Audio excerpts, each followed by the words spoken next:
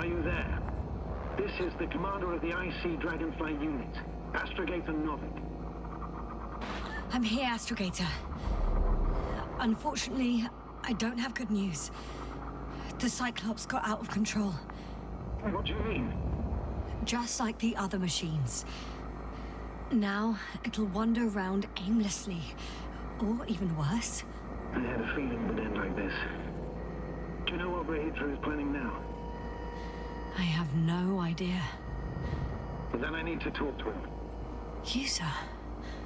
Yes. Can you switch me somehow? Okay. I'm switching you to the bridge. He should be able to hear you now. Done. Please talk. Hello, Condor. This is Astrogator Novik, commander of the IC Dragonfly ship. I repeat, this is Astrogator Novik to the crew of the USCA Condor cruiser. Please come in. Could you stop with all these? Rohitra, Engineer Rohitra. Among our crew, I'm the last man standing, so to speak, which I guess makes me commander. Who would have thought? In that case, I'm making an official request to join our forces, to prevent the danger that threatens both sides. Oh, enough, Novik. That's enough. I agree, officially, and all that jazz. We're already taking steps to eliminate the threat. I'd even say that your crew is working on it pretty damn actively. We stopped playing defense and took the fight to them.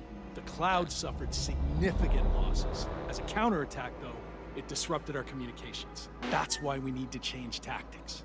To be honest, I don't see how changing tactics in this situation would make any difference. I strongly disagree, Novik.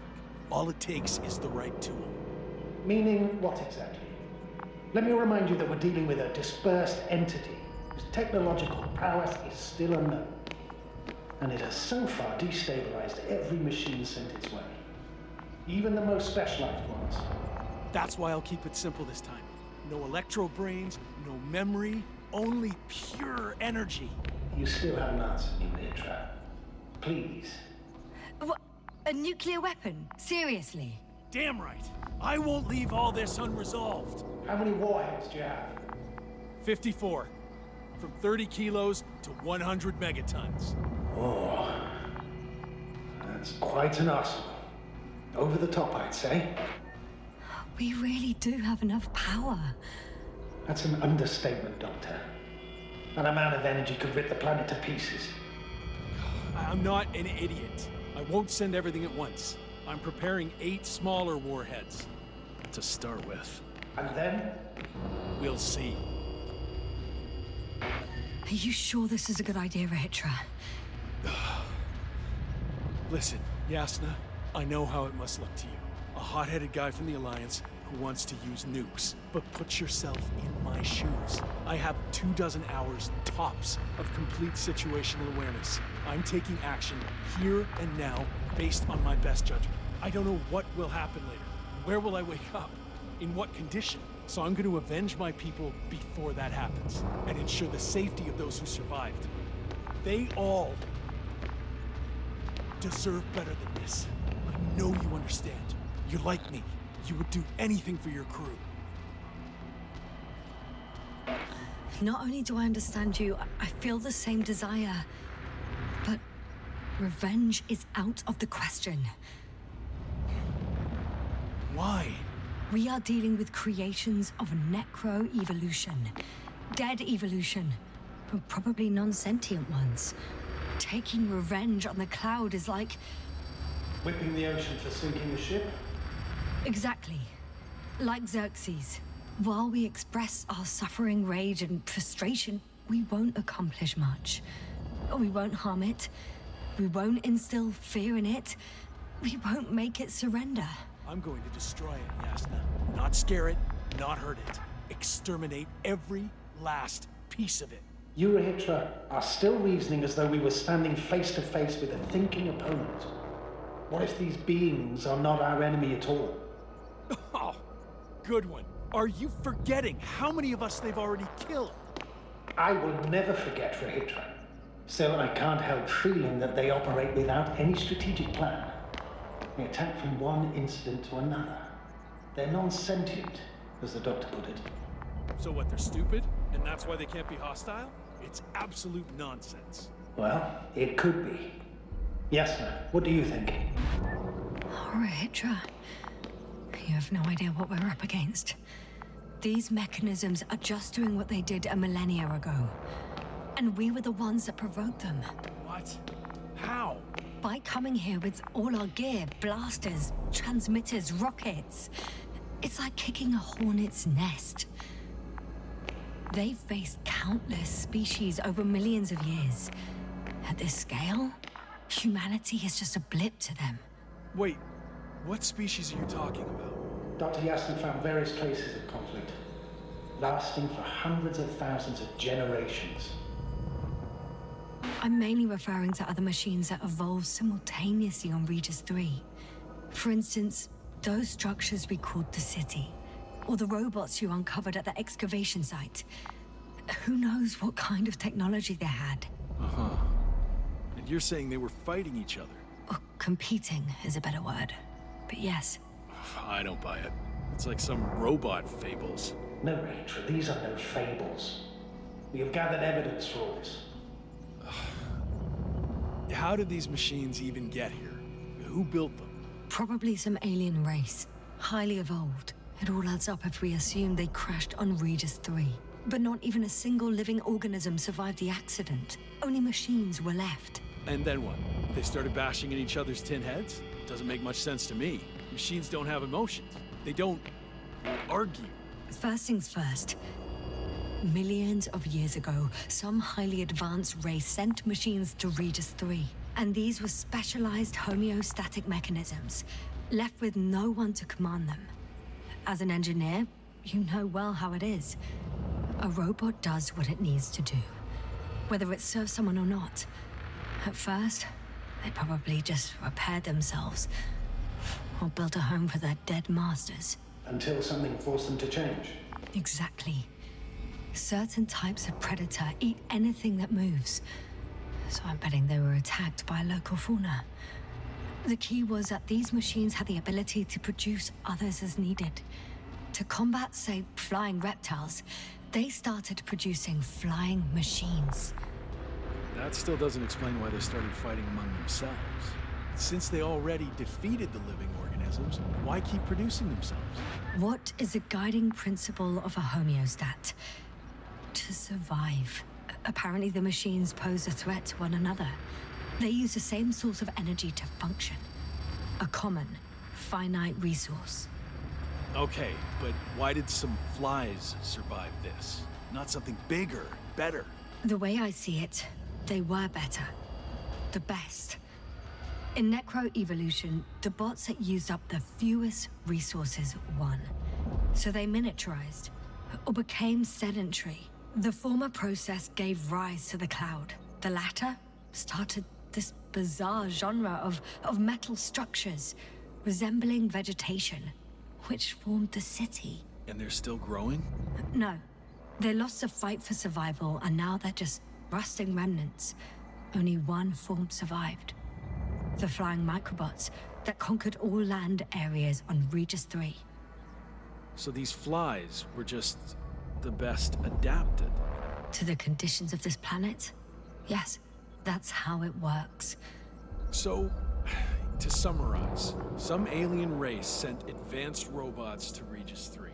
The local dinosaur-like monsters tried to eat them, so the robots produced other robots, which produced more and more robots, until they fell victim to their own overproduction. After a number of iterations and wars for resources, they spat out the murderous cloud, which took over the planet. Indeed. To put it simply. For me, the matter is perfectly clear. Makes no sense to bomb these creatures. I'll even say it's a greater danger to us than to them. But how else do you imagine defeating the cloud? Well, that's the thing. I don't. It's invincible. Yes, sir, do you agree? Well? Yeah, I very much agree. Another attack would make no difference. Just a few flies are enough for the cloud to regenerate. What if we destroy their nests? No, Ritra. Unless we want to destroy the entire planet. It's impossible to eliminate them all. And even then, there's no guarantee they would die in space. After all, the flies need no air, water, or food, only solar energy. But what else can we do, if not attack? The Invincible is near. We can wait for its arrival. Right. That is one solution. Somehow I had a feeling I would never leave this place. You don't have a lander? We had two. But the cloud destroyed both. Huh. Done. Warheads are armed. One more press of a button, and there'll be no turning back.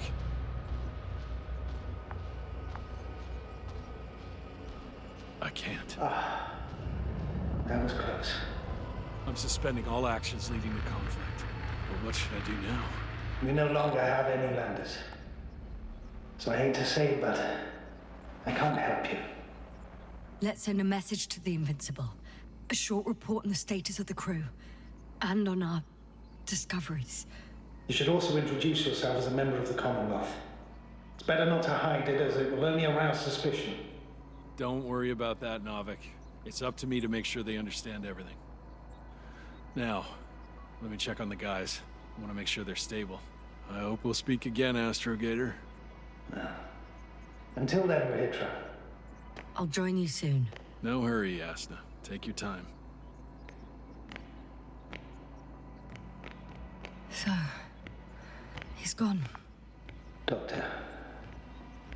Yasna, it was truly an honor. I'm having a hard time finding the right words. I have one last request. I'm listening. I'd like Koval and Krauter to remember me, even just from your stories. Of course. I'll let everyone know what you did for them. No. I don't care about gratitude. I just want them to know who I was. I am. Right. I will try to do justice in capturing your extraordinary character. Although I must admit, it's not an easy assignment. As always. I'm not making anything easier for you, Novik. As always, Yasna. Have a safe journey. Thank you, and take care. Over and out. Are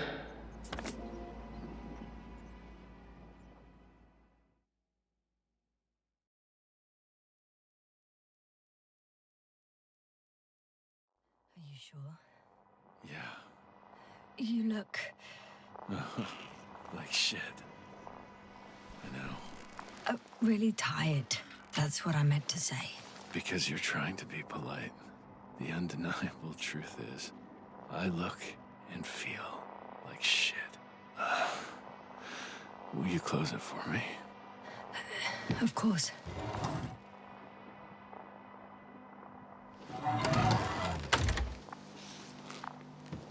Support and stimulants will help you. I won't sleep. I can't. You know that. I have to endure somehow. The situation won't get any better if sleep deprivation kills you. Stimulants should only be taken in exceptional circumstances. Not every day. Well, this is an exceptional situation. I can't imagine a more exceptional one. It's a strange feeling. Remaining conscious in the hibernator. You clearly haven't visited the infirmary often. This is a standard procedure for a long recovery. Will you take another look at Landor and Spluskas?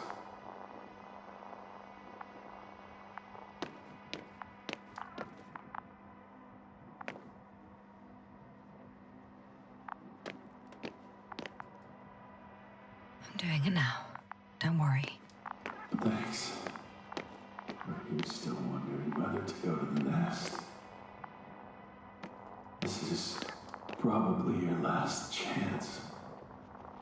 If you want to make it before the Invincible arrives, it would be good to have you here when they come. I've been thinking about it for a while. And it's something I just have to do. I might be the only person who can make contact. To understand. I know. But you will come back, won't you? I intend to.